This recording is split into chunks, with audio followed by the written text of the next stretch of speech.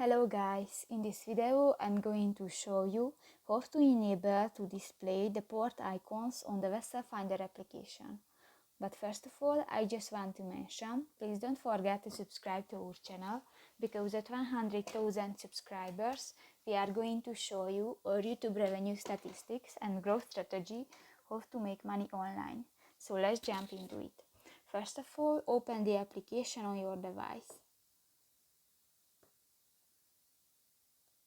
Go to the settings button at the upper right corner of the screen.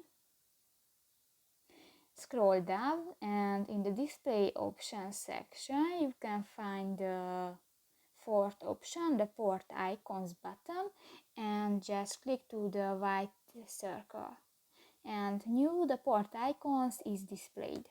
So that's pretty much it for this video guys. See you in the next one. Bye bye.